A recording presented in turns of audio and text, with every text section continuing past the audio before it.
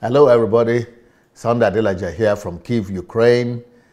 Today is going to be a fascinating program. I am so excited. First of all, we have a winner's topic. We have a topic that is the greatest. For me, I didn't do, for a long time, I was not coming up to do this topic because I regarded it as something private. You know, I'm a very public person, but most of my life is in private. And that's why I don't come to do prayer service or prayer meetings on Facebook. And that's why I don't do too much of praying and, you know, I don't bring too much of what I think should be the foundation of somebody's life to the public. For example, your personal, you know, what I regard to be the most important thing in Christianity is not prayer, and it's not preaching or even church services. I think the most important thing is the personal relationship you have with God. And that personal relationship is not meant for the public. That is not something that you display. So for me, even people living in my house, they don't even know. They just, when do you get all these messages? When do you get all these revelations? Because those things belong in my private, personal relationship with God. So nobody knows when I pray. Nobody knows when I get my revelations.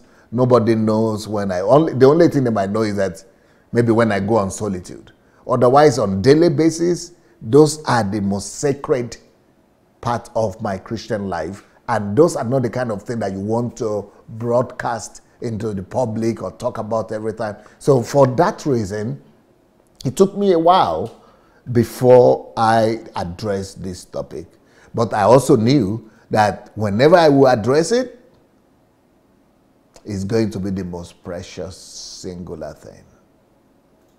But then, what a shock it became to me to realize that people were not so much keen or interested or agitated or excited about the topic as they were about previous topics. I was so shocked that how come people don't know that this is the most important thing, the most sacred, the most important thing I could ever talk about. And I still think that this is the most important topic that I've spoken about on my live broadcast. So that's why I took this time off, that we will repeat it again and again, at least for those ones and to those people who are indeed keen about knowing God. I mean, nothing could be better than that.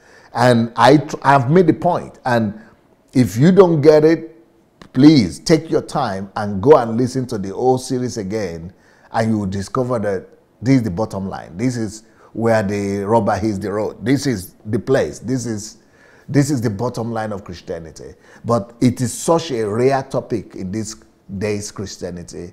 It is such a deficit. It is such an unpopular topic, I would say, in this church, these modern day churches. That, in fact, I heard somebody challenging one of the people who shared this message on his timeline and said, hey, be careful about that man that you are listening to. Be careful about him. So what's the problem with him? Well, how could he be teaching people to know God? How can you know God? It's not possible to know God. Moses said, Moses said, I cannot look at your face, or I have to turn my back, or something like that. Nobody could see God. So how could you say how to know God and be a friend of God? That is a suspicious topic. That is a suspicious topic. You cannot know God. So you can't teach people how to know God. This is what a pastor was saying. This guy is a pastor. And he was talking like this. I said, wow. And it's from Nigeria. I said, Christianity has so fallen so far from what matters, that we are now majoring on the secondary. And we think secondary is the real thing, is the real message, whereby nothing could replace that thing which is called personal relationship with the Father God, with the Abba Father, Nothing could be much more precious than that. You know, people like Madame Guyon, that is their secret. That is what made them great and memorable, and how they enter into the annals of history. Well, but today I have another Madame Guyon here, who I know to be a God lover, someone that has really appreciated this God. And that is also the reason why she's been able to survive a lot of storms, a lot of deceptions, a lot of attack rumors. She is not moved, because you know, when you have truth in you, when you are a person of truth, you will sift through lies like that. You just pass through it. It doesn't touch you, because you only attract truth. Lies they just fall down. They are not related to you. You are only magnetic to the things that are right. And you know, that's why personal relationship is with God is, I mean, you are focused on the right thing. You hear the right thing. You are led to the right thing. You are led to the truth. I mean, Jesus said for this reason he came, that he will testify to the truth. And this is what this will give you, a personal relationship with God. Now, let's get to our guest. Guess who I have on today? You will not believe it. And you will know why I'm talking about personal relationship with God, because nobody admires this topic like this lady. Nobody, you know, understands or loves this topic like this person. I mean, she is a God lover par excellence. You know what we have in Christianity, that everybody coming to just to sing on the Facebook and, you know, just singing. That's what they, you know, people just like, just the melody, just the feel good.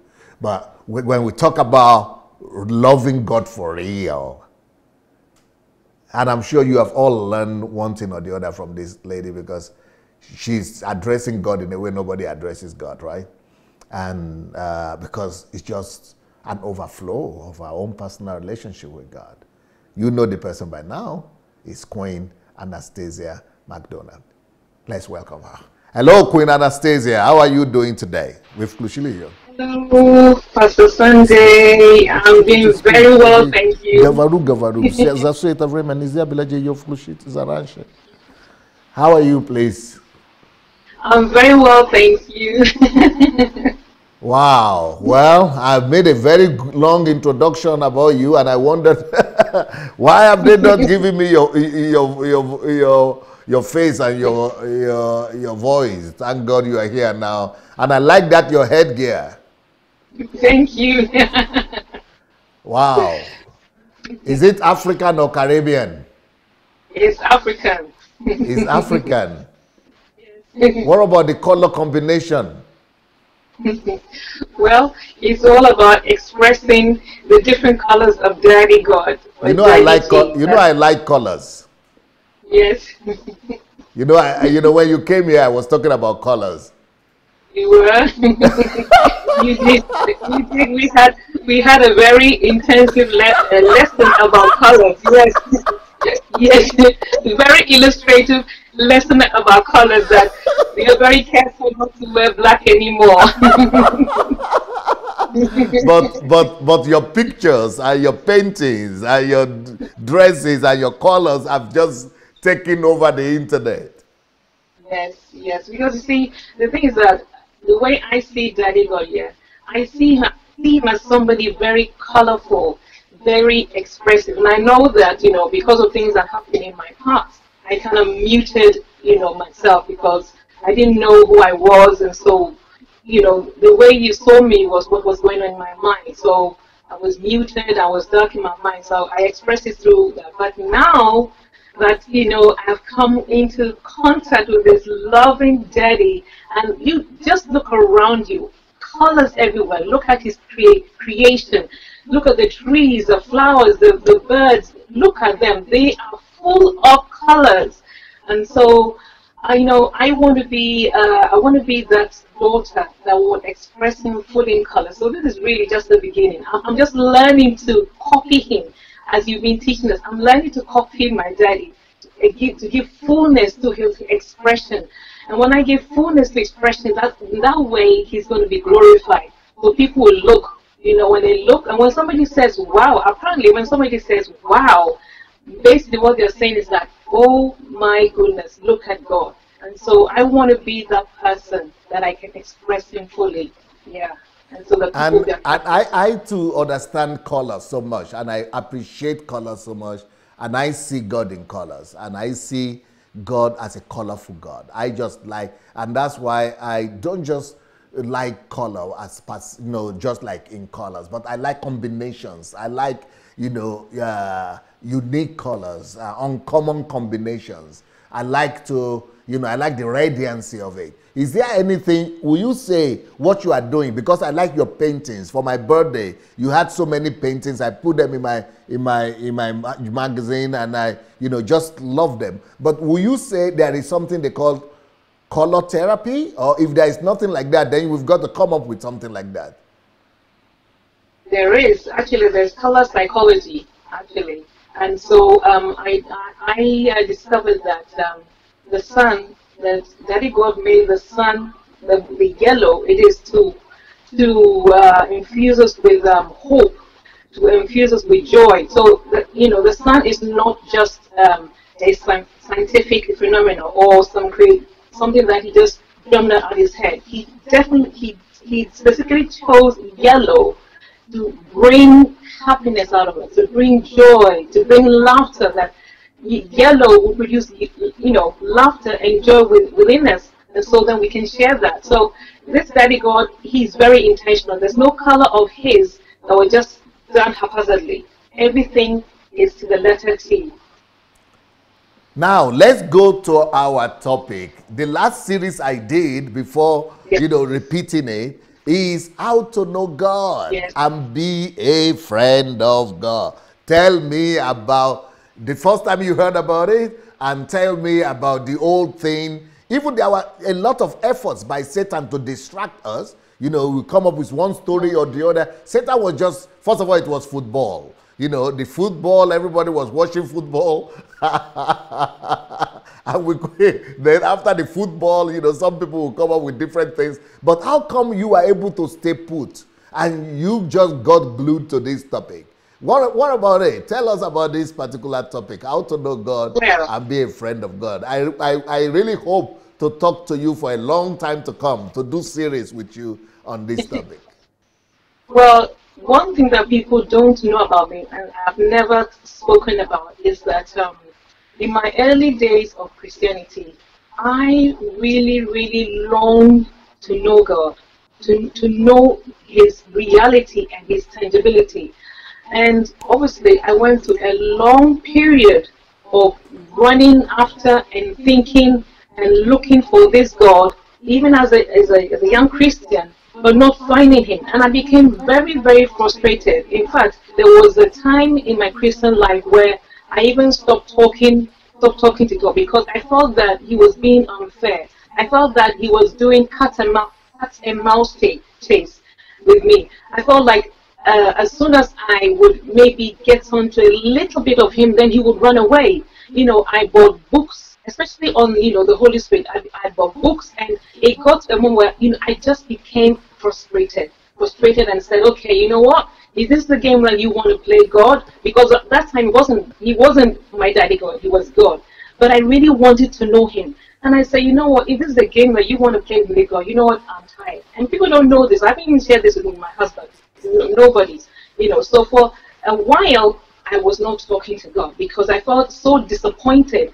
I said that, God, you see, you see my desire to know you. You see my desire to hear your voice. You see my desire to get close to you. But why are you playing this cat and mouse game? Anyway, No, I know what the problem was. And the problem is the problem. Can you hear me?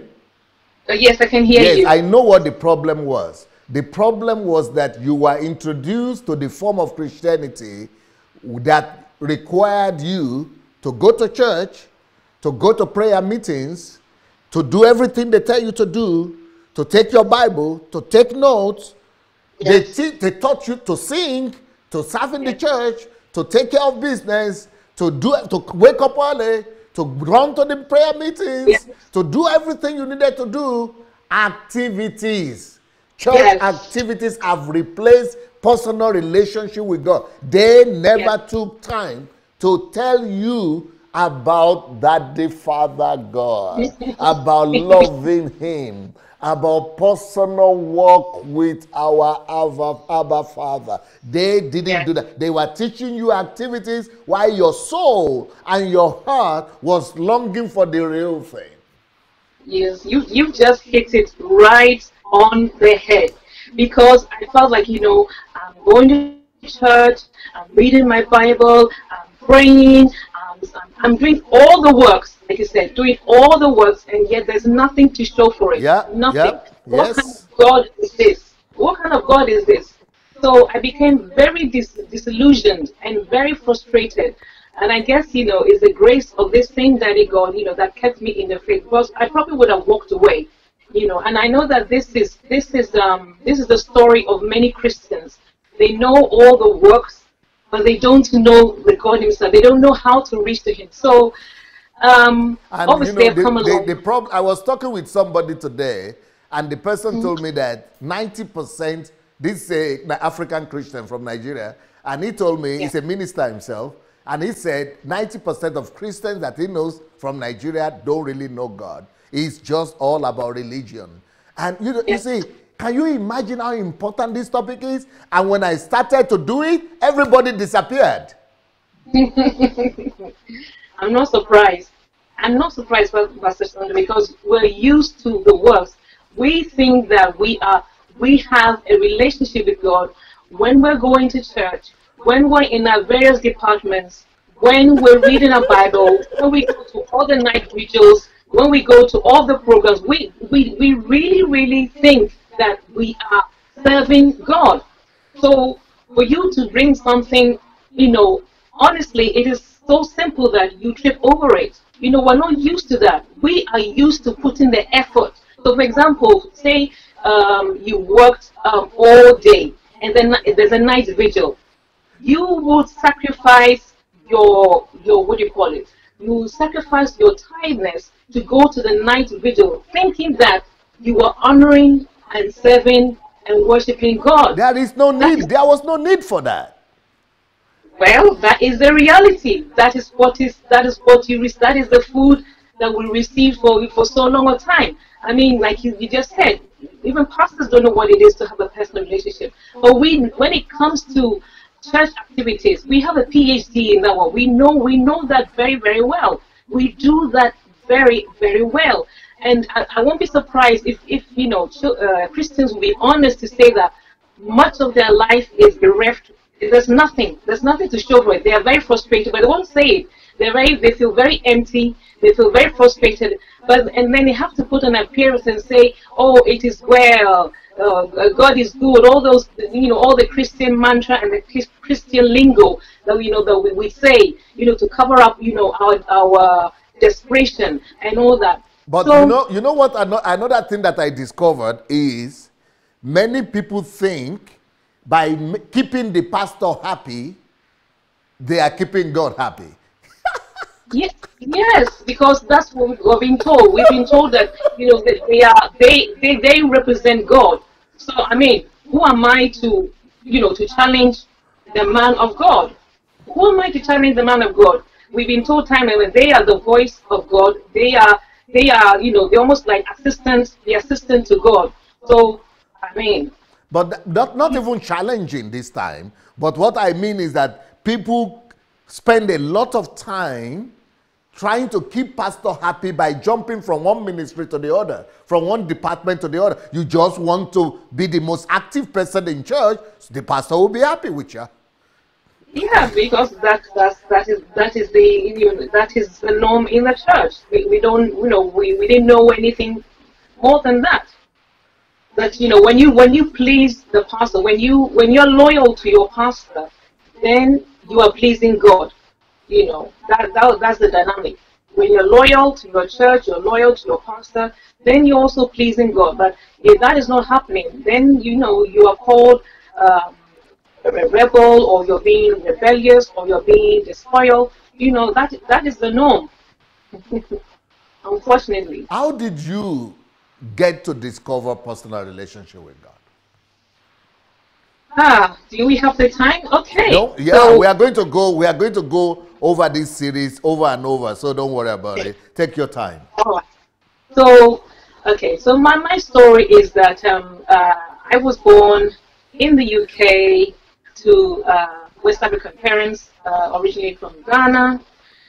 And for whatever reasons, for my parents, I ended up in a foster home. Actually, even before I ended in the foster home, I was given to white nannies, to look after me when I was a baby. And so I didn't experience much of my mother and my basically parental love.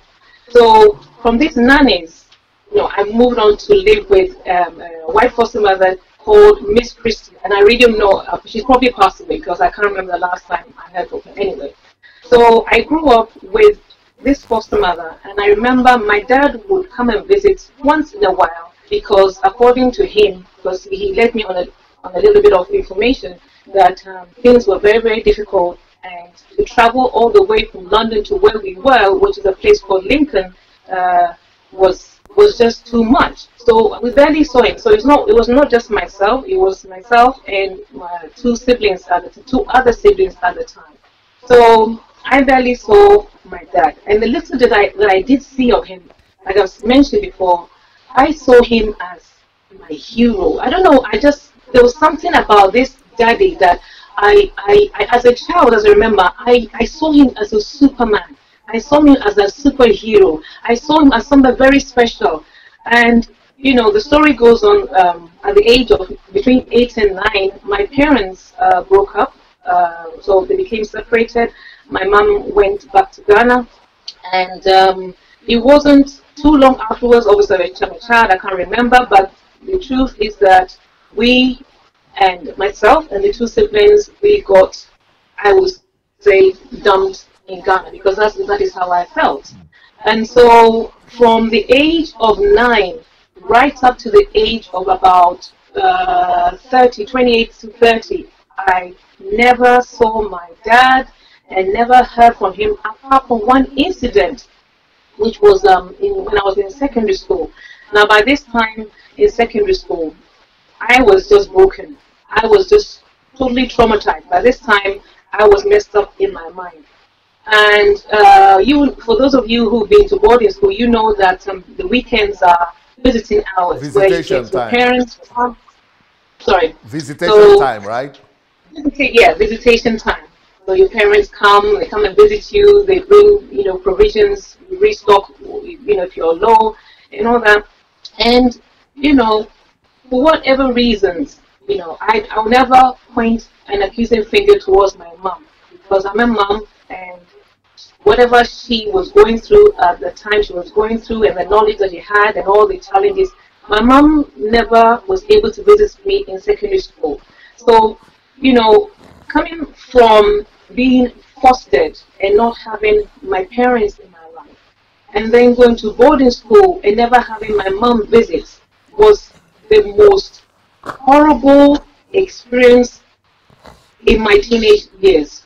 It was the most lonely, the most devastating, and the fact that, when I would see dads come and visit, their children, their daughters, because I went to an all-female school, and the fact that the dads will come and visit their daughters, it just amplified everything for me.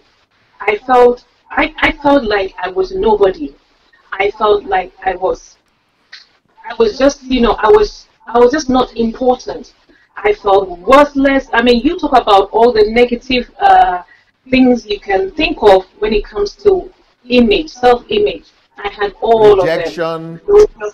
Rejection, low self-esteem, poor self-esteem, low, you name it. I had all of, because by that time in secondary school, you're formed, according to research, apparently from the age of 5, the child's mindset is being shaped and everything, So by secondary school, I had already concluded that, I'm worthless, I'm nothing, I'm not beautiful, I'm dumb, I'm not academic. Everything was, I'm not,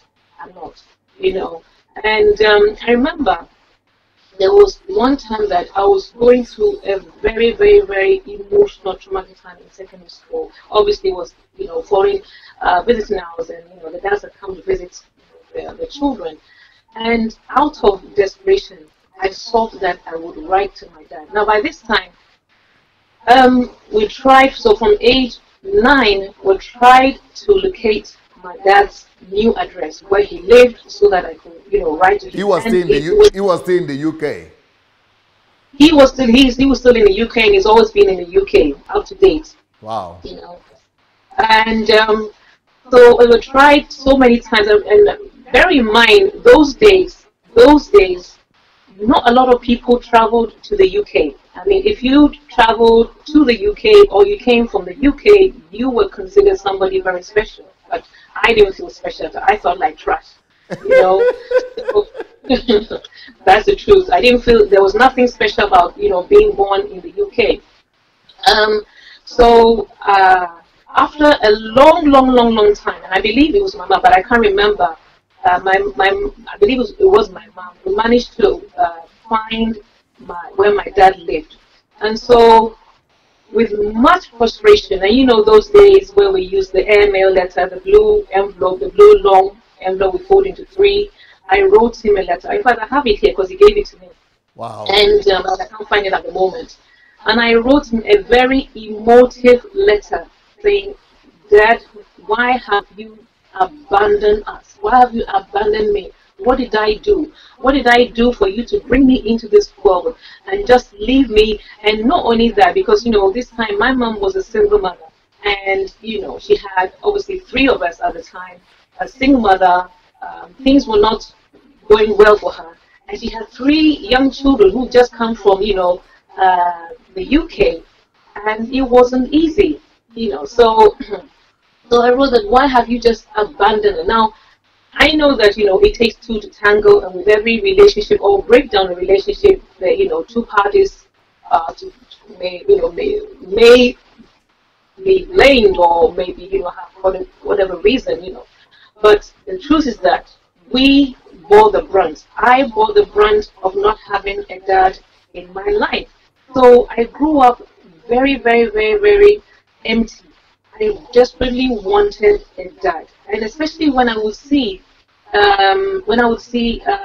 my friends or other people, and they have this, daddy and daughter or daddy and son relationship, I would pine in my heart. I would yearn for that, and it is kind of for a long time, and because I have a reserved personality. I'm a quiet personality, but not when it comes to talking about daddy God. All the reservation goes out of the window. I beg your pardon. So I've been longing for a daddy. Even, when I became a Christian around at the age of 19 and 21, that void was still there, and which I found very surprising, because my born-again experience, I was told that, once you give your life to God, all your troubles will go away, it's going to be rosy, there'll be no more problems. And so that was far from the truth. And say I lack the understanding. And so I pine, I long for. In fact, to be honest with you, much of my childhood, my adulthood, I was a very lost person. I was just lost. I didn't know who I was. I didn't know where I was going. I didn't know what I was looking for. I didn't even know that I was looking for something. I didn't even know. All I knew that I was lost. But in your own case, it's not just daddy, your physical dad, that you are missing, that you are also missing your mom. It means you are just like orphan without a dad and a mom. Yes, that's the truth. Basically, I was more or less an orphan in my thinking, orphan in my behavior, because of my childhood experience. So, and that is the most painful thing that can happen to any person, whether it be you're a child or you're an adult, to feel lost in this big wide world and not knowing why you're here, what are you doing, where are you going, you don't have the answers to your life. And then also, on the other hand, to have people point fingers at you and speak bad against you, and to think that they know better. That is even more painful, because you are trying the best. You're trying the best you can to make sense of what doesn't make sense. Anyway, so. Well, did you get a reply from your dad? I did. I'm going to come to that. I did get a reply, and it wasn't a pleasant reply. It wasn't a pleasant reply. So, by the time that my parents had broken up and so on and so forth, my dad remarried. Oh, he married. Yes, but he remarried only after you or. Okay, let's try to get her back. Babush, Zestosh. I think we should try to get her back.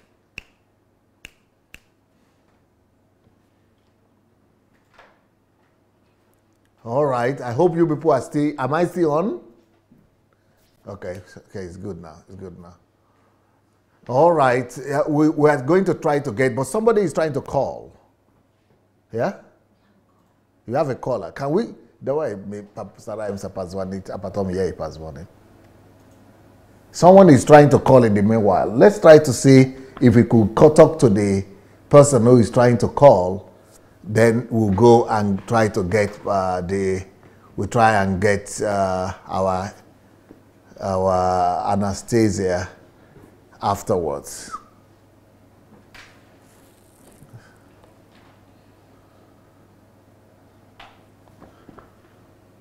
So let's see if we are going to get someone.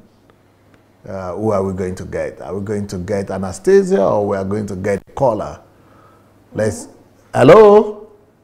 Good evening. Good evening, Noeline.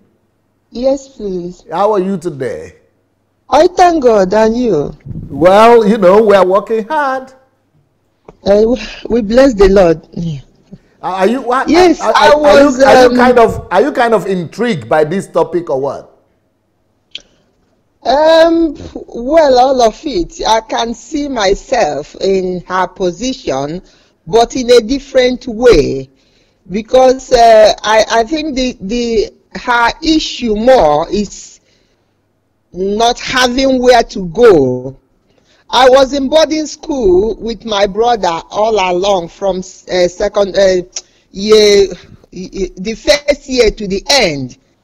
I never had a visit. My mom never visited. My father never visited. No. But to me, I thought it's normal.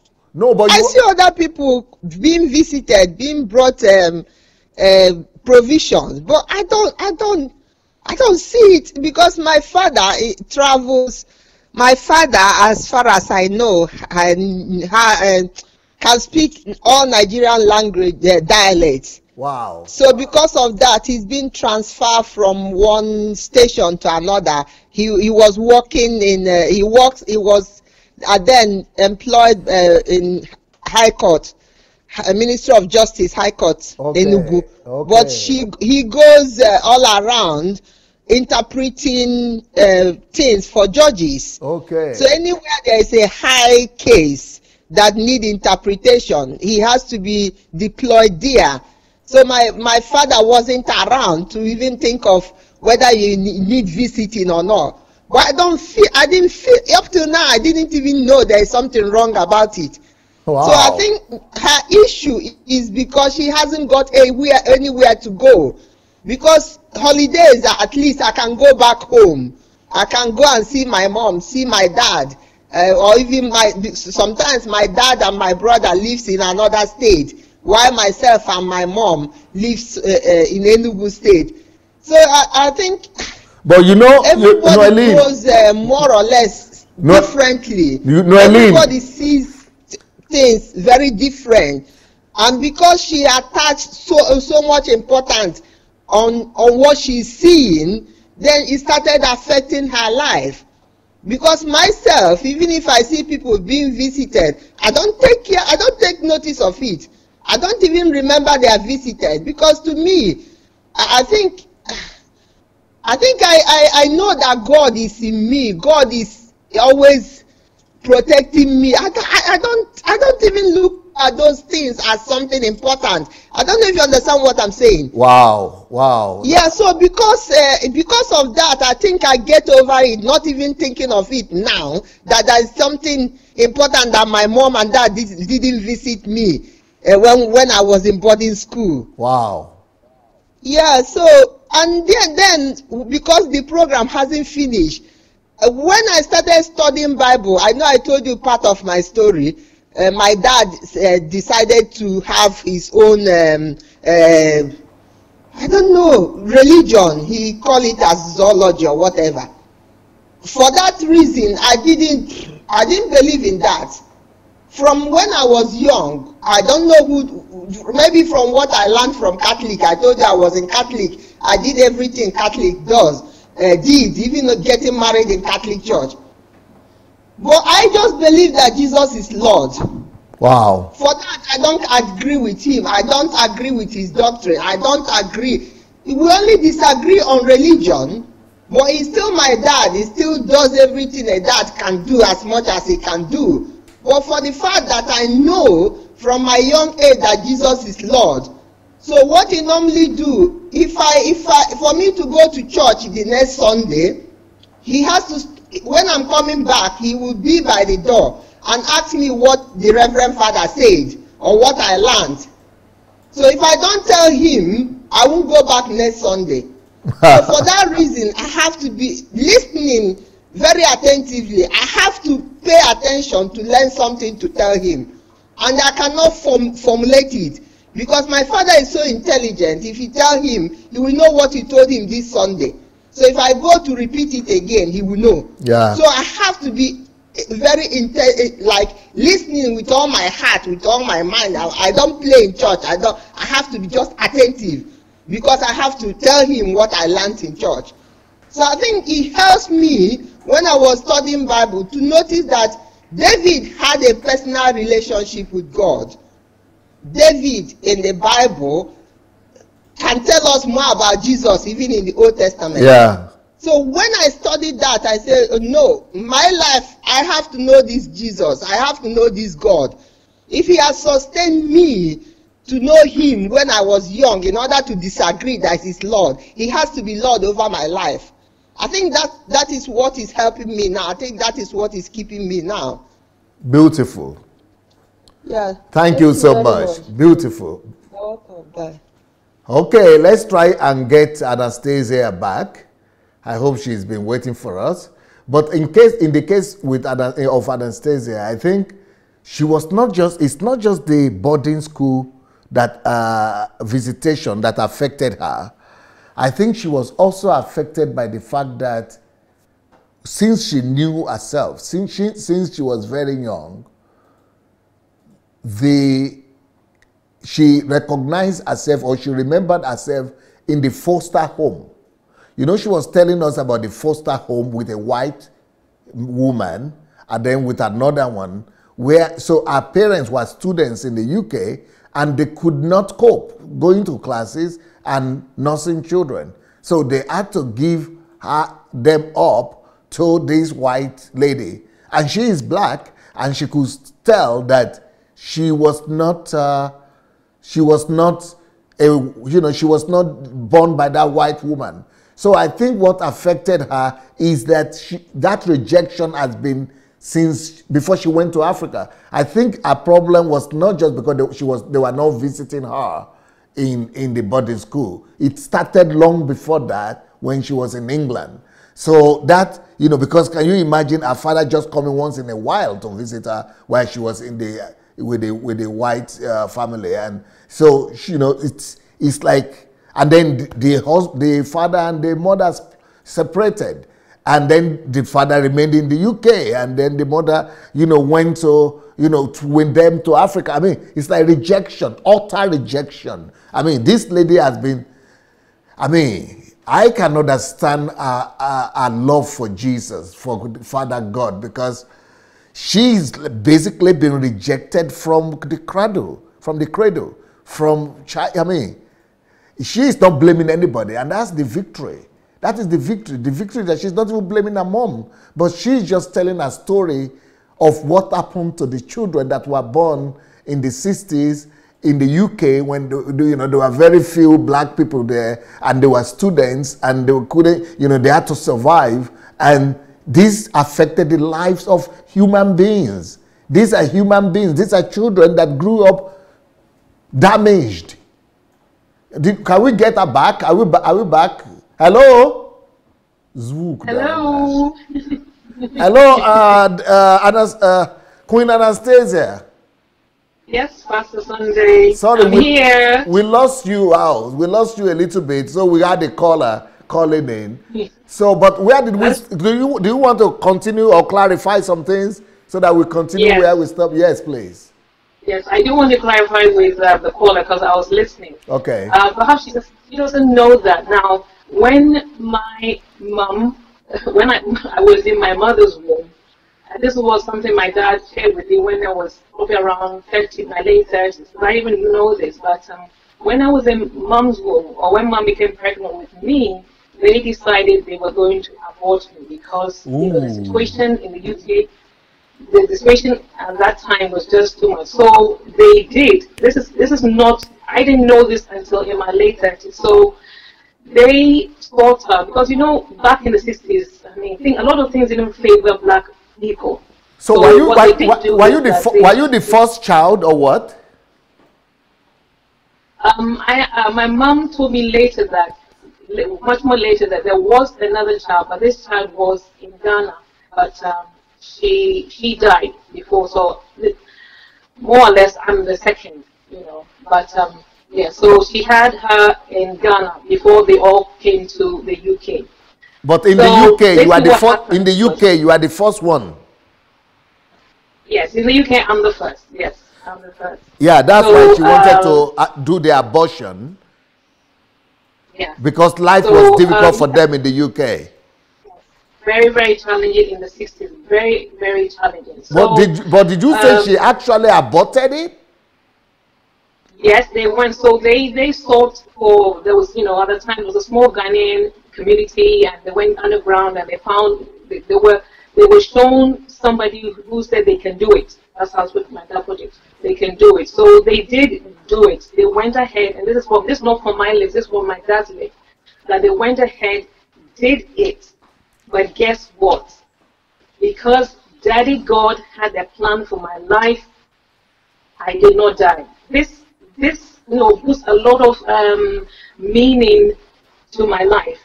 So after that happened, when Dad realized that I was still in the mother's womb, he said, these are his words, because he's a nominal Catholic. So he said that he told God that what they did, he and my mom did, was a very wicked thing.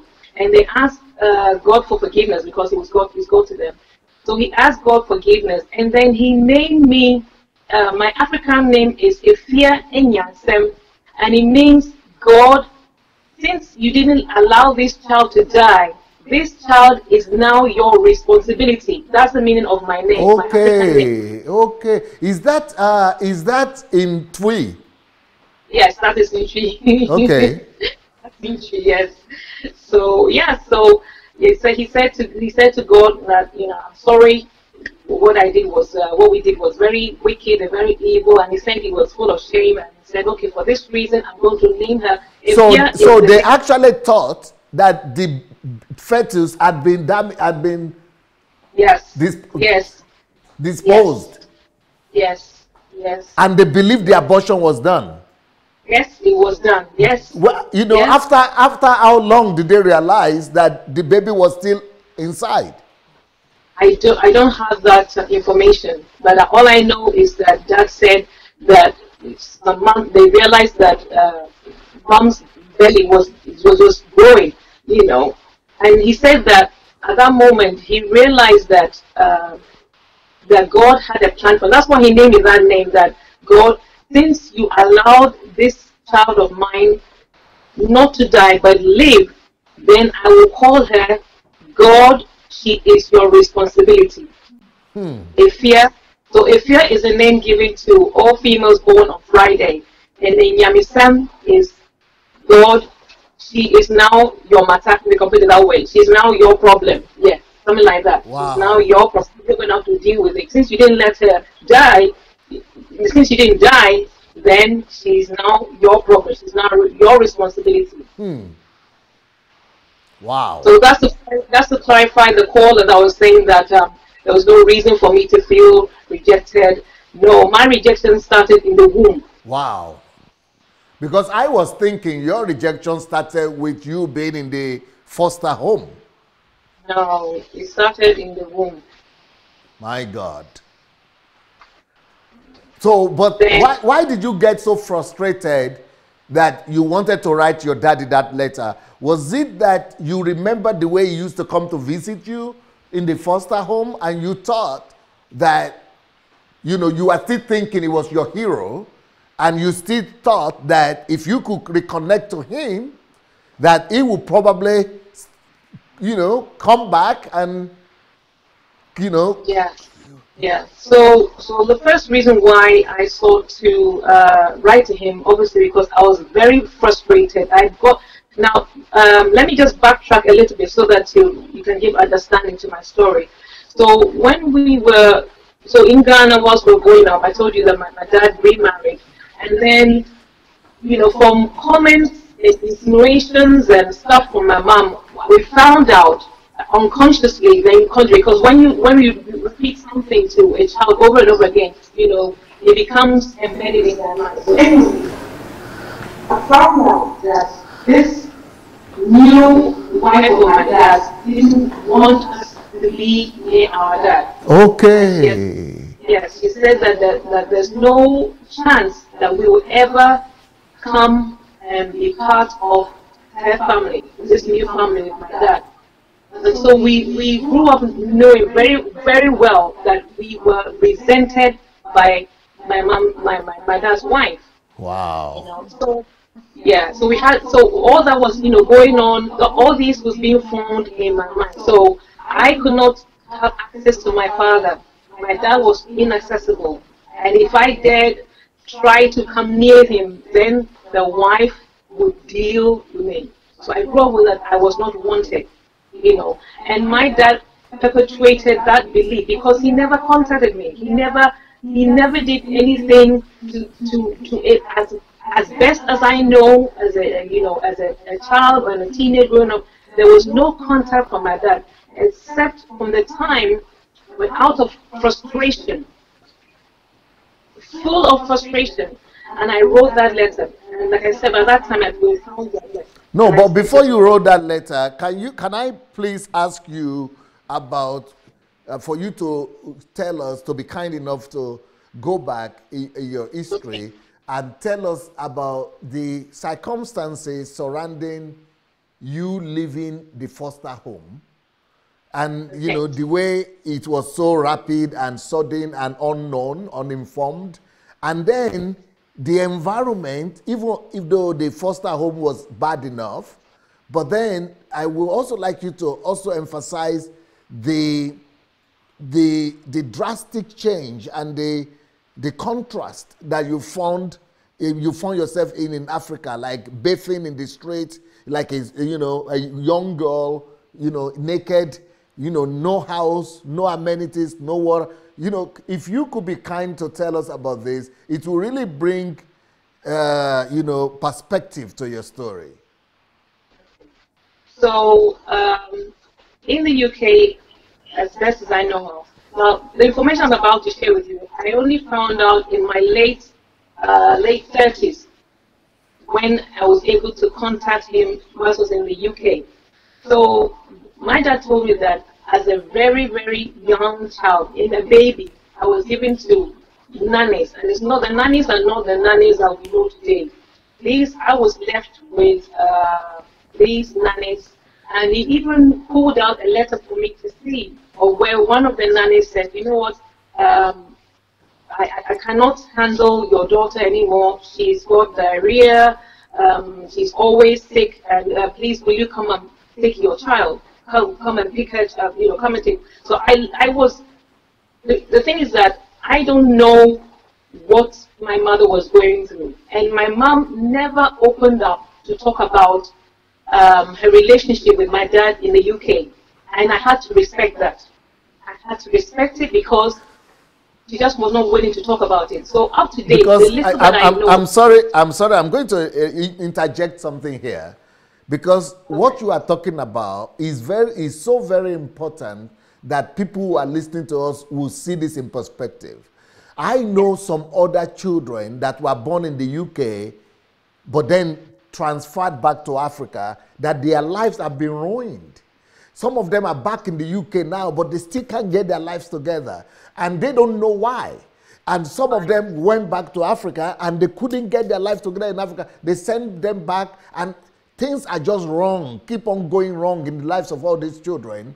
If they don't know what happened, nobody told them about their lives when they were in the UK, but they are grown up now, they don't know anything. But you are a little bit fortunate by even knowing some of these things. Will you tell me, were there other children that were born in the UK that were being given up to foster homes and nurses like that, or you are just the only one?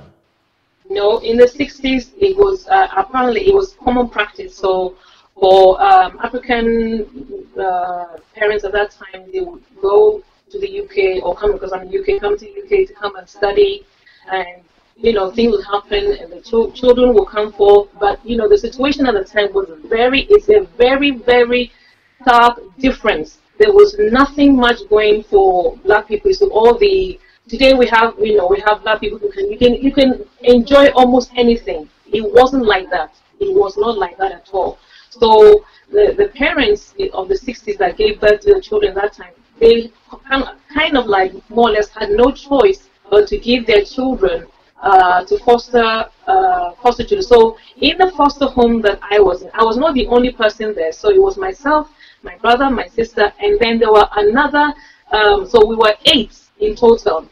8, and I remember the rest of these children were children of Nigerian parents. And it's, you know, as a child, there's some stuff that you do really remember. That I do remember very well. These were children of Nigerian descent. Because so this your story will open a lot of people's eyes into the reason for their frustrations in life. People don't understand, they don't know the stories, they don't know what has happened behind the scene, and they cannot just get it. Yeah. That's why I wanted you to be so detailed, because I'm sure there are so many such children who are watching you right now, and they could now reconnect and see, oh wow, this is what happened in my family. As a matter of fact, there was one time which I remember very well that I don't know why, but we had the BBC come and do a documentary of children born to black parents who lived in the UK. I remember very well, but I don't know why it was done, but that was common practice. So my white foster mother, she was somebody like she must have been in her 50s. She was a retired teacher, and our stay there, it wasn't an easy one. It wasn't easy, because how can a white woman, and you know, that's not to say the white woman cannot look after our children, but during that time she didn't have the knowledge and the skill to do that. But I guess it was something that maybe because she had retired and it was maybe another way for her to earn some form of income, and the black parents were desperate, and so she took all of us together. So we were there with lots and lots of cats. If you want to go detail, let me go detail. So we lived in a place called Lincoln. The place had a horse. It had lots of cats, and I remember hating the cats simply because where we would have our dinner, so the dining room also was the home for the cat. Ooh, and the cat's litter would be under the table where we would eat. Where we would have we'd have our, what do you call it? And up to date, I remember my mom, when I went back to Ghana, there's one thing she would keep on saying about me, about my personality. I'm not sure I can express it in English, but she would say that I have this personality that doesn't like, how do you say it? In my language, it is like, you don't like things that are yucky. And this is coming from the that used to cook under the table whilst we were having our meals. That is something I grew up with. I grew up being abused. This is something I don't talk much. I hardly talk about it. There was a man in that house that used to come and look after the horse and the pony. And even though there was no sexual penetration, but he got me to do stuff that I didn't know. And up to date, my dad doesn't know that I was sexually abused. My mom doesn't know I was sexually abused. My siblings, if they're watching, I don't think they're watching, they don't even know that I was abused. The only person who knows I was sexually abused is my husband and maybe 2 or 3 friends. You know. So this was a white man that was coming to that foster home. Yes, this is a white man, and my dad. So even my dad doesn't know this. My dad is about, I think he's at 75. My dad doesn't know that his own daughter had been abused in the foster home that he put me through. So, caller, I hope I'm giving context to my story. The rejection is not just about boarding school. But how was the white woman being able to cover, one white woman, single white woman, how would she be able to cover for eight or so children? What about your hair, African hair? How was that like? Pastor Sandy, you don't want to see that. I mean, if I remembered, I would have pulled a picture. My hair, you see what you call it? You see the mad people in Africa, their hair, where it's all knotty. That's how my hair was. And my sister, my hair, and I mean, it's because I've grown older, my hair is not as thick as it used to be. I had very thick hair, and I have a lot of hair. And so I remember that the times that my dad would come, he would just shave my hair off because she doesn't know how to look after black hair. She doesn't have to look at. So my hair was a mess, and I have pictures. Maybe the next session I'll try and look for that picture. So the white woman didn't know what to do with your hair. Oh, she didn't know what to do with my hair. God. Although she it's just brushes because you know that's what they do. They brush. So my hair was a mess. It was absolutely bad. So this sexual abuse was happening when you were at what age? This was, if I can remember, because obviously I can't remember what age I was taking there. This thing was ongoing, and it would happen especially during summertime. Summertime, when we no more wear our leggings and all that. So he would. This guy was he was probably in his maybe 50s or 60s. No. Yes, 50s or 60s. This guy was responsible for the horse that was there. And up to date, my foster mother didn't know anything about it because you know why? You know how they tell you to shut up, keep quiet, and don't talk about it? Yeah. I remember I was quiet, very intimidated, shy, and all that. So who am I going to open my mouth to? So you were less than 10 years old at this point? At the time I left for Ghana, I think I was around about 9 years. So this was before 9 years old? This was before 9 years. Ooh. So I think your dad probably met another woman while you were still here. But because why did you have to leave for Ghana so suddenly? Probably because according to him, now this is another story, and this is coming from at the time 8, 9 that I remember. All I remember is one day being called into the head teacher's office. So this is school, the head teacher's office, and the head teacher said, "You're going to be joining, you and your two siblings, you're going to be joining your mom in Ghana." And one day we found ourselves on a plane, and I remember the name of that flight. That flight is no more in existence. It's called London Dan Air. London Dan Air.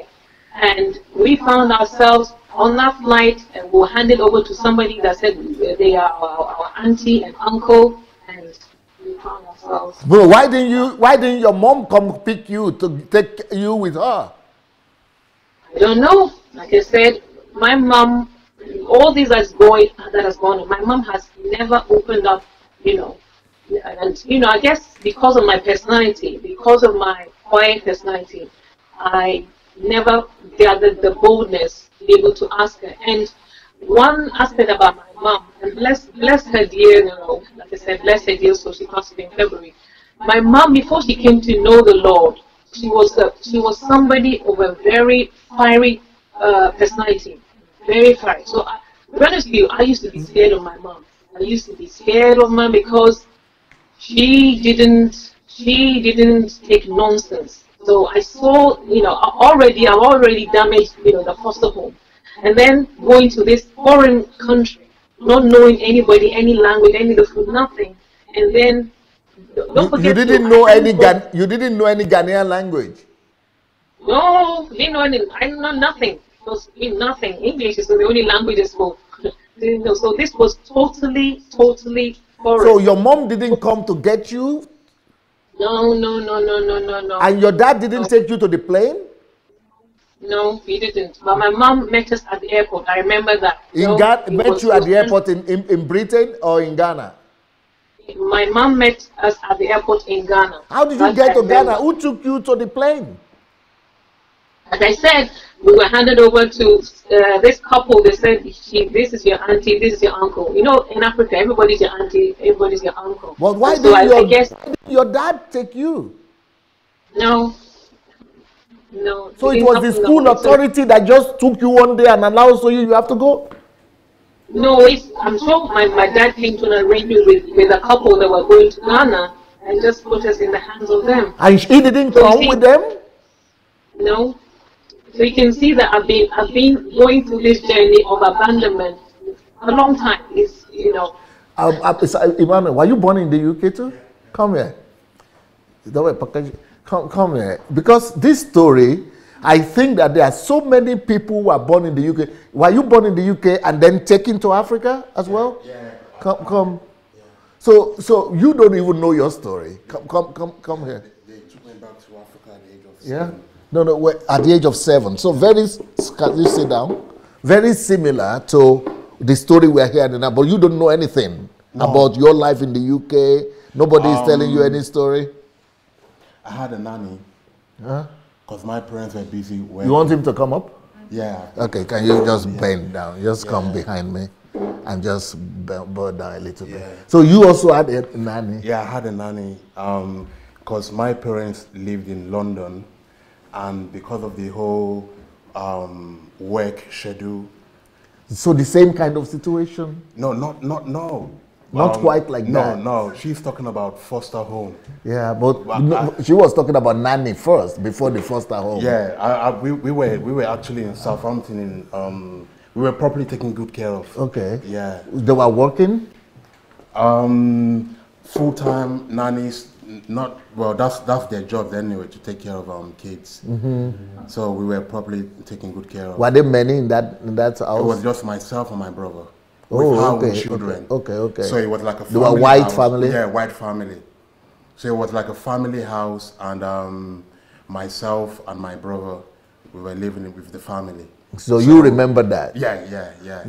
Then you left for Nigeria? Even at the point when we relocated back to Nigeria, we were still relating. We were relating with our nanny, so it's crazy. You didn't get back to that nanny after you? She was hoping that we should come back, and she misses us and all that. But when you got back, you didn't look for her? No. Maybe she was dead that time? No, the husband died, Peter. Yeah. No, but the point I'm trying to say is that different kind of... These parents couldn't really themselves, because they were working or so, they had to give up a lot of their children. Dad was in school studying, mom was working, so there was no time to take care of. But you don't remember all that other blacks that time? No. You didn't remember? No memory? No memory. But the only memory I can remember so far that the family was nice. Was nice, yeah. Because we were actually living with the family. Oh, not with your father and mother too? No. But you see, again, that is what I'm talking about. That's exactly what she's saying. Yeah. That is going to have some effect when you grow up. You might not know it. And that reminds me, as a matter of fact, when my mom comes to see us, and probably she wants to take us for weekends, my brother will be crying that no, he's okay. So she should see the difference. So even she comes weekends and like, okay, I want to have them for weekends, and my brother will be like, no, I'm okay here. So you can, it's quite different. Yeah, because this is what I'm talking about. You see, these kind of situations, when kids like you grow up, you might not know anything about it. You might think everything was okay, but those things leave some trace on you, that because your parents and your mother and your dad, they are supposed to bring, parents are supposed to bring up their children. Yeah, but because of the whole system at that time, parents were busy. Well, like I just said, dad was busy studying, mom was working, so there was no time to take care of children. So, and that's where nannies come. That's where they come in. But some people couldn't get nannies, but they got like foster homes. Yeah, it depends on if you can. It depends on if you can afford. Because being in a foster home is quite different from having a nanny. It's worse. I think it's more preferable having a nanny than being in the foster home, to be quite honest. So, I mean, her experience is quite different from, because like I said, we had a very wonderful time, good relationship with Wendy, her name is.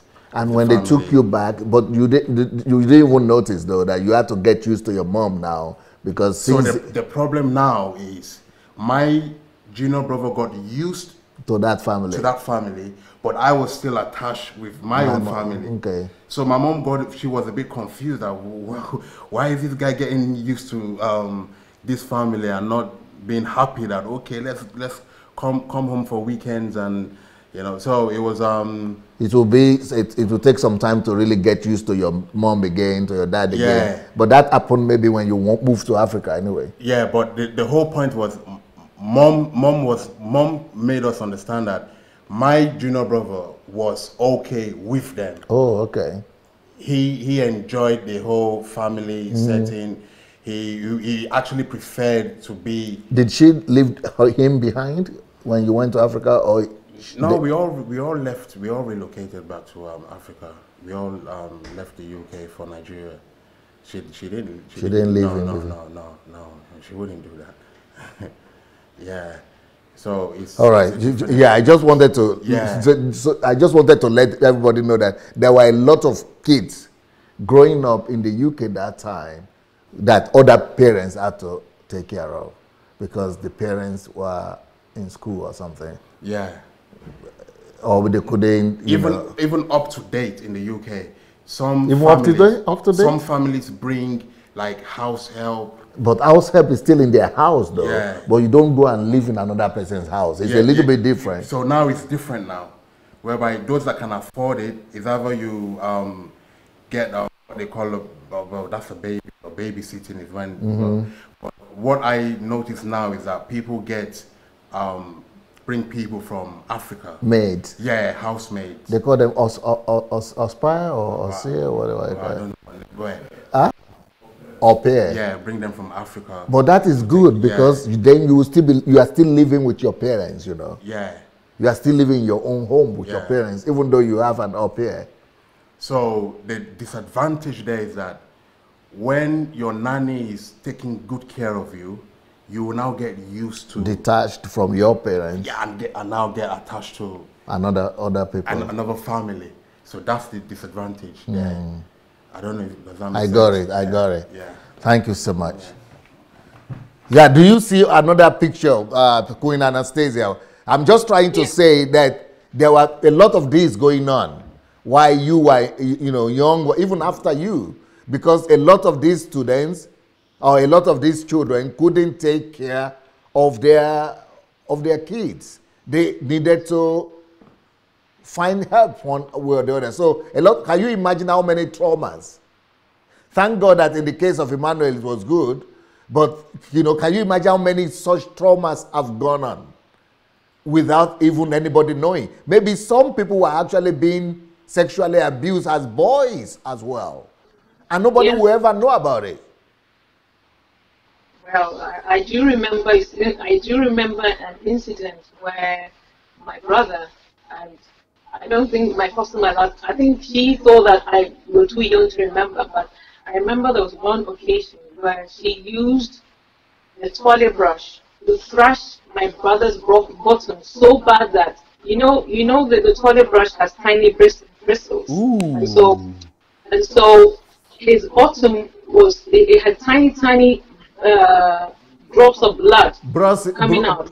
Bruises. Bruises, yeah. Now, does my dad know about it? No, he's never known. My mom, I've never told her. But this happened. And I'm sure that even your brother might not even remember. He probably doesn't remember, but I do because, I'm a very observant person.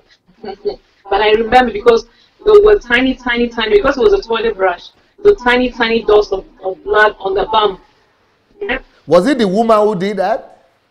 Was the foster mother? Yes.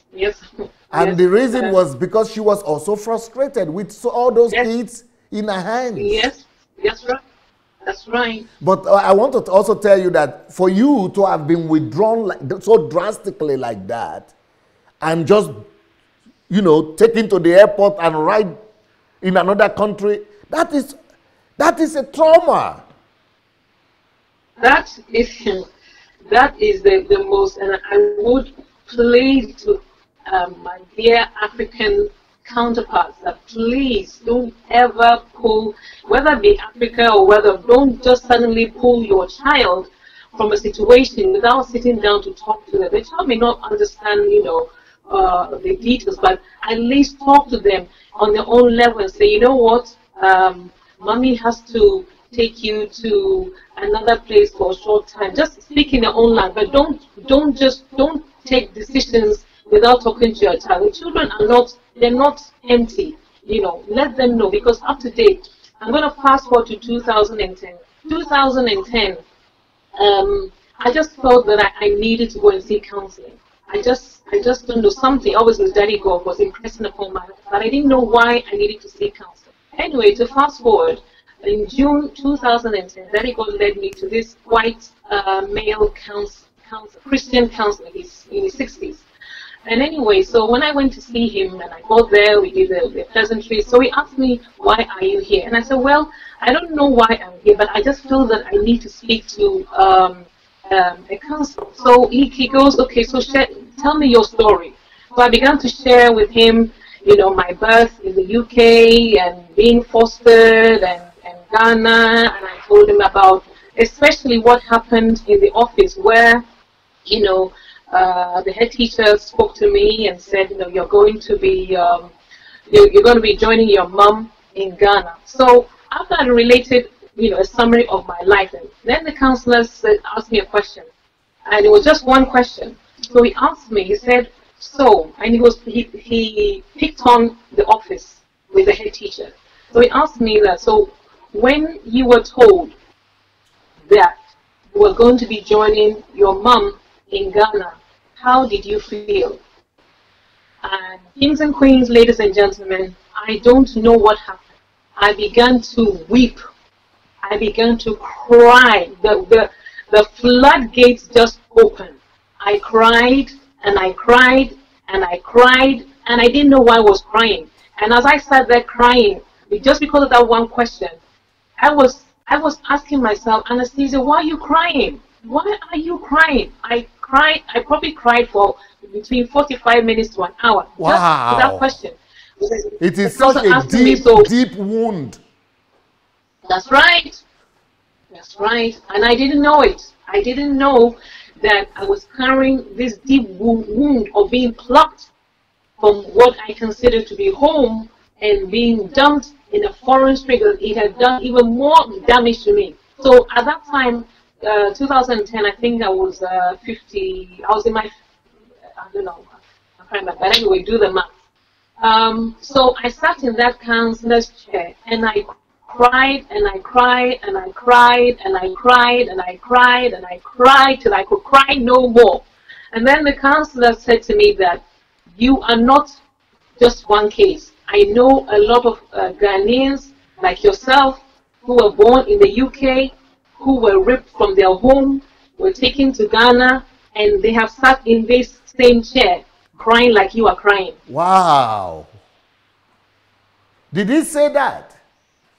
Yes, that's exactly what this is a white guy. No, this is not even a black guy.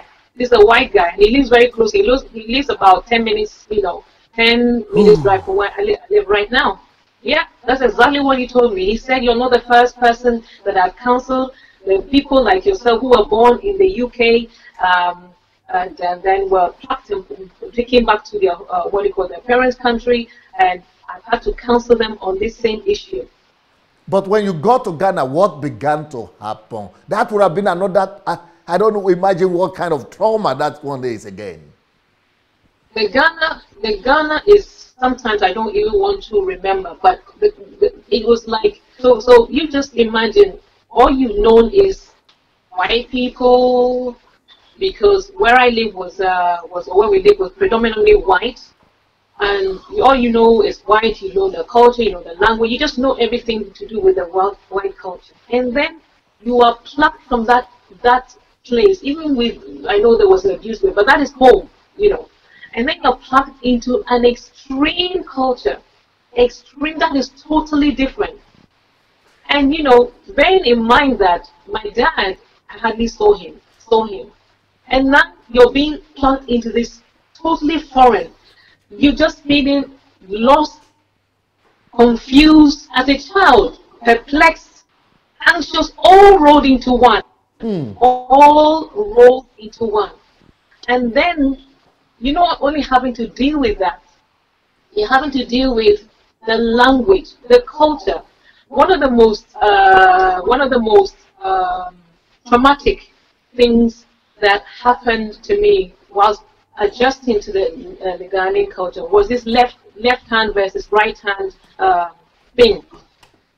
My parents never spoke about that the left hand is used for mucky stuff and the right hand is used for good stuff. And so I was beaten on the back of my hand by the community. And as a child, what do you know? I don't understand what you're saying. I've been using these hands. In fact, I was a left-handed person. I had to force myself to change to be right-handed, because it was told that the left hand is for evil stuff, it's for bad stuff. So I had to, by force. Do you know what that does to a child? Did they explain to you? Were they explaining to you, coaching you? No. You know how African parents are. They'll whack you on the back of your head and say, don't you ever use that distance. Use your right hand. You know how the typical way we talk. The child is not considered a human being, And so with that, and then there was the food. The food was just totally, obviously, I'd never had chili before. That was the norm. The language, and then being held like what do you call it? Because nothing of the sort had ever happened in my area, because those people don't go to the UK, neither do people come from the UK.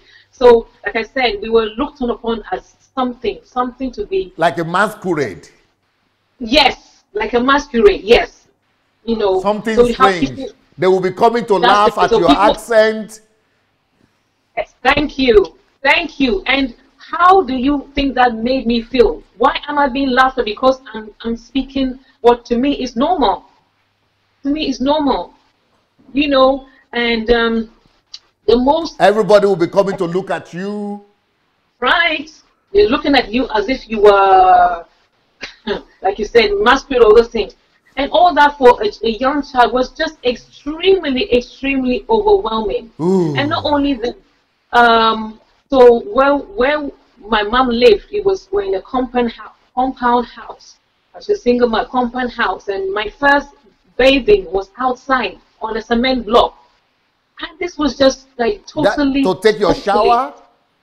Shower in front of everybody on a cement block. I think people don't really understand. No, that is traumatic. A young girl stripped naked. Because to the African or the guy, that may be normal, but to somebody who's been brought up in a different environment, that is.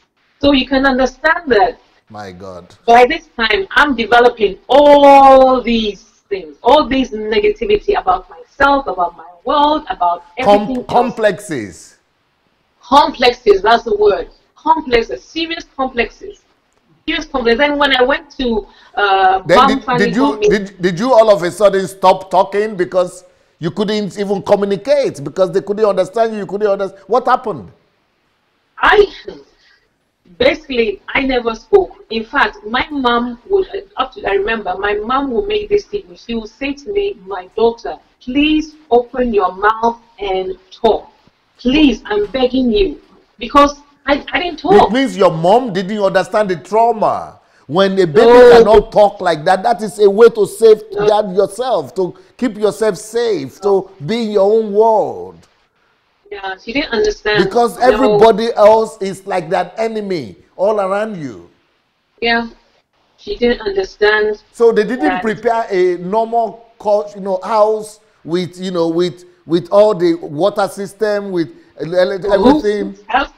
No way. My mom was, obviously in hindsight, she was going through her own issues of having returned to Ghana, and obviously things were not well. And I don't believe that there was any communication. I think what happened was my dad had just had enough and said, you know what?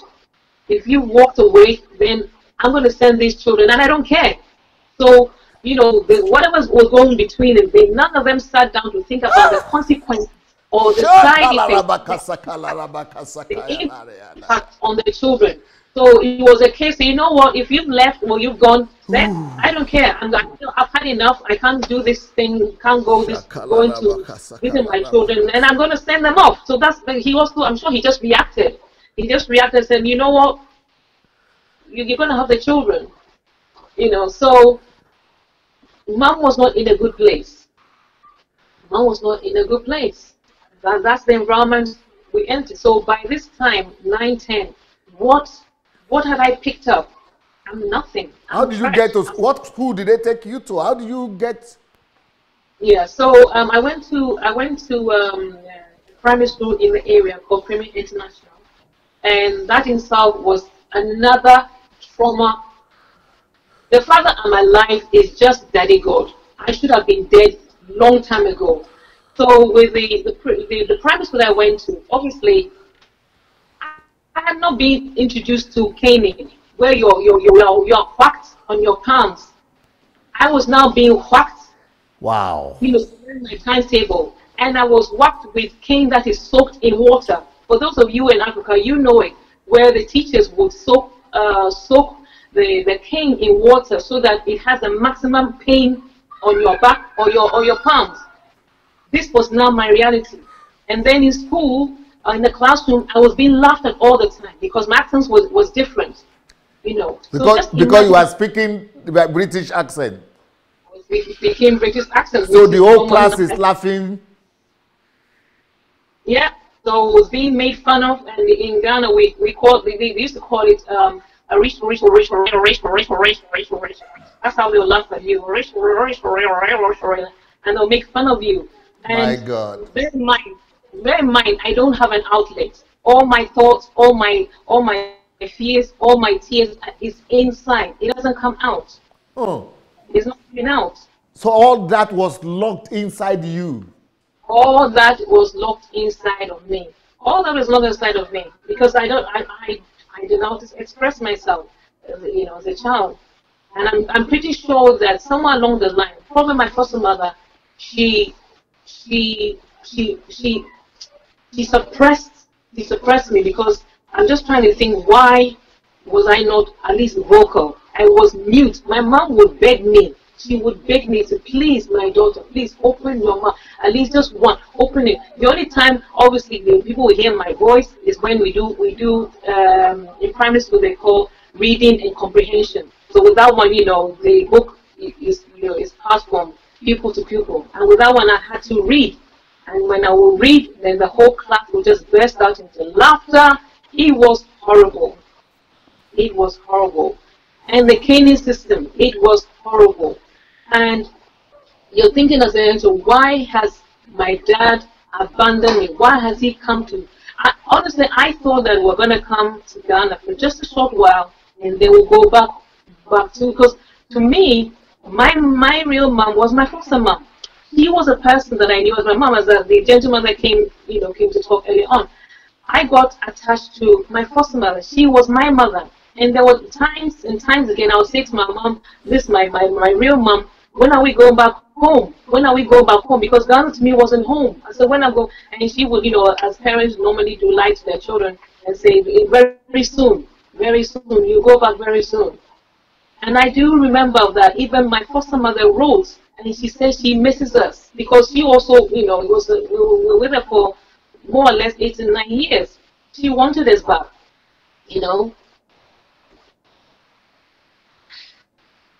It's not been an easy journey. What will you tell parents who are watching us right now and are considering doing exactly what your dad did? What I will say to parents, and which I've said before, that please, I am begging you, your decision to do that may be, you may not think it through. To you, it may be some relief.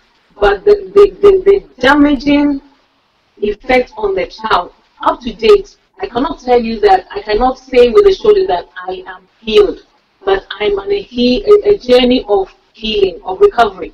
The fact that I'm on camera, the fact that I do the real Daddy God show, the fact that, Daddy God led me to Dr. Sunday, I know that this Daddy God, I know without a doubt that if Daddy God had not led me to Dr. Sunday Adelaja, I would not be where I am. I have a strong understanding that Daddy God knew that I would need intensive help, intensive care. And in His love and in His mercy and in His goodness, He chose the best for me. And that's why I call Dr. Sunday Adelaja my best mentor in the whole wide world. Because this Daddy God will give you double for your trouble. So I had this, like I said, in school, they're working, I didn't do well in school. I didn't do well in school because I was messed up. But people didn't understand that. Can you also talk to, what about people who went through the same thing like yourself? Can they get in touch with you? Is there any way you could, yes, people could talk to you? Please. Can you show the contacts of Anastasia? Our Facebook name and our contact, please show our Facebook name. I think your name is the same on your Facebook, right? Yes, it's the same. So so people could contact you, on Facebook and inbox you. Yes, please, because if you don't get healed, your life, you're going to be like a walking. What do you call it? You're just going to walk. You just be wandering round and round, and you will not understand why you were like Dr. Stein, like you said. So children that have been taken to UK, they go, they don't know what they're doing, they come back, they just go up because they haven't been rooted. They haven't been rooted in their family, they haven't been rooted in love, and they don't know, and they haven't been rooted in Daddy God Himself. And that's why you have such a special relationship with God. Oh yes. Oh yes. And so people, what about people who want to have such a dear relationship with Daddy God, with God, and have that kind of intimacy? Can they also get in touch with you anyhow? Yes, please. Please give them my Facebook page, please, and I will share with them myself. Obviously, I've got the show called The Real Daddy God Show, so they should sign up so that they can get notifications anytime online. But I feel that I'm here to represent Daddy God. I feel that my calling is to promote and to call back children to Daddy God, especially those that grew up without their dad, especially those who grew up without their dad, is to point them back to the Daddy of all daddies, the best Daddy God they can ever have. But you thought that you were going to Africa just for like a month or two, and you ended up staying in Africa for how long? Well, till I got married. I got married at the age of 28, I think. I was 27 or 28. Yeah. So they were lying to you all along. They were lying all along. Please, parents, don't lie. Please don't lie to your children. You don't understand the damaging effects because you grow up not trusting people.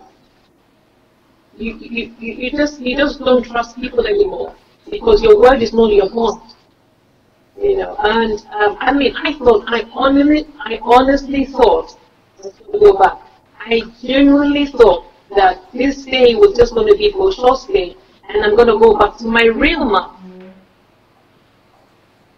Anastasia, we are definitely going to come back. I'm going to tell my team here to try to bring you back next week. I want us to keep on doing this every week until we get to the bottom of the message, because this story is so compelling, and I know that so many people need to hear your story, and not just your story, but in relations with that personal relationship with God, and why God is the only leveler, is the only compensation that we have, and is the ultimate healer, and is the ultimate healing that we all have. And for those people who are watching us, because our time is over, I would like to adjourn you to go listen to this series. It's How to Know God and Be a Friend of God, and become a friend of God, or be a friend of God. It's there on Facebook, on YouTube too, and you can also go and get my book, How to Understanding God, and the Kingdom of Love,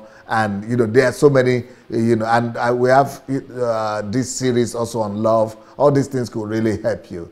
And I just released a new book right now. It's called, this week, it's going to be on pre-order for $1 something. Is how what miracle will not do for you. Packaging, what miracle will not do for you. What miracle won't do for you. You see, we think that this kind of thing that happened to Queen Anastasia, oh God, but you've been saved. Why didn't you just get healed? Why do you need to go to a psychologist? Why do you need to go to a therapist? Because there are some things miracles will not do for you. You need to talk it out. You need to pronounce it.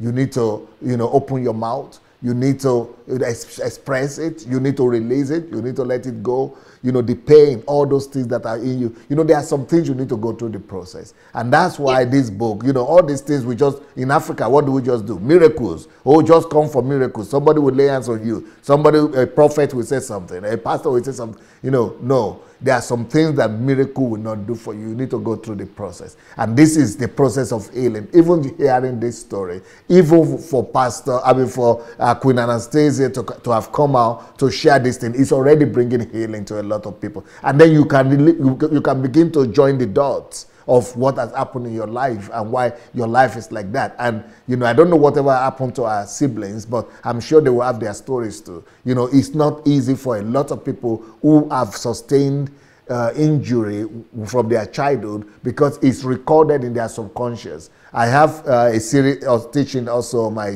platform on YouTube on subconscious and consciousness. So it's recorded in your subconsciousness, and those traumas, they affect your destiny if you are not careful. That's why we need to be familiar with this, and we'll get back with Queen Anastasia. Queen Anastasia, you are just the best. You are a gift to the world. You are going to heal destinies. You are going to heal nations. You are going to heal families. God is using you, your story. You are just so special. I love you so much, and I just treasure you. And thank you for being so open and being so vulnerable to have come out to tell your story to the whole world, despite the pain and all the, it's so emotional to see what you have gone through. Thank you so much. We'll come back to you and try to get you back next week. I think I will just let you go. I myself is getting to me right now. So please get in touch with Queen Anastasia. Maybe you'd like to say bye-bye to the people or something. I am done. Yes. Thank you. Hello, kings and queens. Thank you so much for spending time with myself and Dr.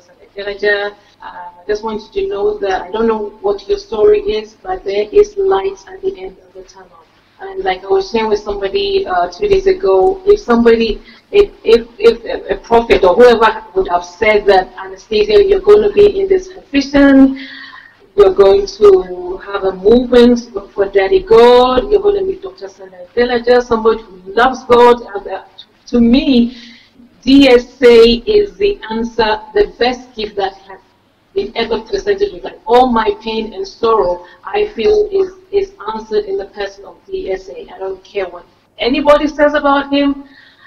I don't care what anybody said. He is a gift to me. And look at me. Look at me today. Look at me today. Look at me today. I'm not the person that I used to be, you know, broken, quiet, and intimidated. I'm not that person anymore. I'm now on camera. I now do talks. I now do Daddy God, you know, the real Daddy God show. You know, and this is in the space of almost 2 years since I met Dr. Sunday Adelaja. My life has considerably transformed. Since I started reading his books, I feel like I've been taken to 1 to 100. That's what the gift of Daddy God has done for me. So I don't care what anybody says. You know, you need to understand the person that Daddy God puts in your life, because Daddy God will put somebody key in your life to take, to remove you from the dung and to put you on a pedestal. And that's what he has done. I'm not, 2 years ago, I was not like this. I was not like this at all. So I just want to encourage all of you is please take Dr. Sunday Adelaja seriously, not because they're God, but because of the gift that Daddy God has put inside of her. Because Daddy God, he knew that this Anastasia is going to go through a lot of hardship and will need Dr. Sunday Adelaja to get rid of the junk and to begin to birth destiny in her. And so I just want to encourage all of you, if you're listening to me and you are a follower of DSA, forget about the crap. Remove the noise, all that is noise, and be focused. Focus. Join the mentorship scheme. Read all his books. Read the books. I'm telling you, your life will never be the same again. It will never. The fact that I'm talking like this is a result of me being under Dr. Sunday Adelaja, and that is why I call him my best mentor in the whole wide world. It's not about flutter. I know what I'm coming from. I know where I'm coming from. I know where I'm coming from, and I know where I am today. So, Dr. Sunday Adelaja, thank you so much for this amazing opportunity. What you see here is really your work. Wow, amazing. This program is going to be shared all over the world. Please go and share this program, everyone. Go and put this program in people's inboxes. Go and share in groups and Facebook groups and everywhere. Share, share, share everywhere. Share this program and let it go viral. And, you know, and get in touch with Queen Anastasia. Get in touch with our programs. Go and watch our videos on YouTube and on Facebook.